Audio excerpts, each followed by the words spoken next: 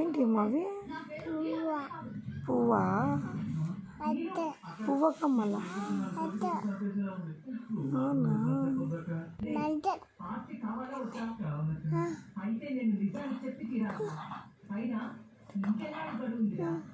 నీ కమ్మలాడా? ముక్కు, నీ మూతి, కళ్ళు, జుట్టు,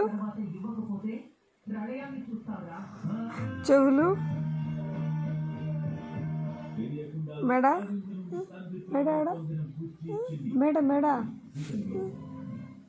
మెడ ఏడుండేది? ఏడ మెడ ఉండేది? అదేనా మెడ? చేతులు, కాళ్ళు